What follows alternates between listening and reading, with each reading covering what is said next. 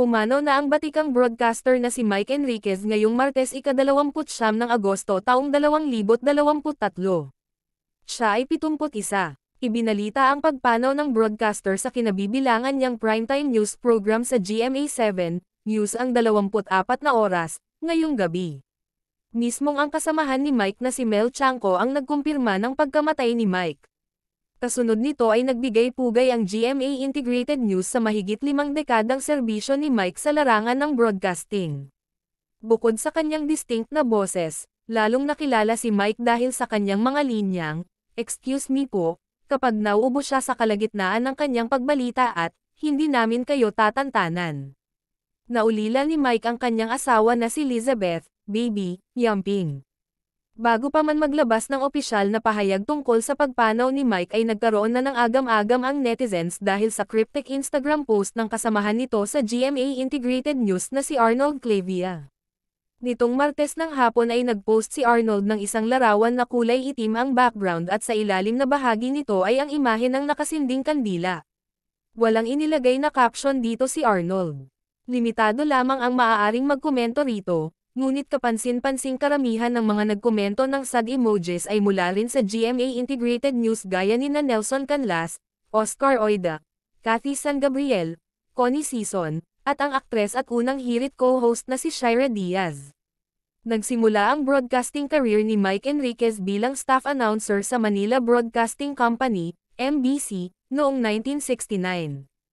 Mula noon ay nasubukan niyang magtrabaho sa iba't ibang posisyon sa radyo, bilang broadcast reporter, news editor, program director, at station manager. Bukod sa MBC, nagtrabaho rin siya sa Freedom Broadcasting Radio Network at Radio Mindanao Network, RMN, kung saan siya naging vice president. Pagkatapos niyang iwan ang RMN noong 1994 ay lumipat si Mike sa GMA Network upang pamunuan ang radio station nito, ang DZBB. Nang sumunod na taon, noong 1995, ay nakumbinsi si Mike na maging on-cam anchor para sa coverage ng 1,975 national elections. Nang mga sumunod na taon ay naging anchor na siya ng mga news program ng GMA7 gaya ng Saksi, GMA Network News, at 24 na oras. Bago ang kanyang pagpanaw ay 2 beses nag-medical leave si Mike sa kanyang trabaho sa GMA7. Una ay noong 2018. Tumagal lamang ito ng 3 buwan, mula Agosto hanggang Nobyembre. 3 buwan lang din ang itinagal nito dahil noong March 2022, ay bumalik siya sa kanyang anchor duties sa 24 na oras at bilang host ng investigador. Sa virtual MediaCon na inihanda para sa kanya ng GMA7 noong March 25, 2022, ay inamin ni Mike na sumailalim siya sa kidney transplant at bypass operation. Habang nasa medical leave ay nagkaroon daw siya ng reflection and discernment ukol sa career niya bilang broadcaster. Pahayag niya, "I'm not yet finished with the process. It's still ongoing for me.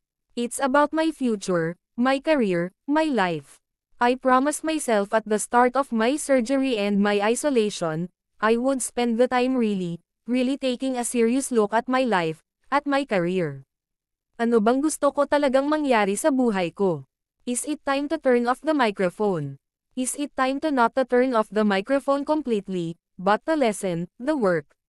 Mga ganoon ba? And I will repeat, I'm still in the process of making that discernment," paglilinaw niya. Dagdag ni Mike, "Sometimes, sasabihin niyo, ayoko na, or time to pack up and move on, tapos after a while, move back na naman. I'm still in the process."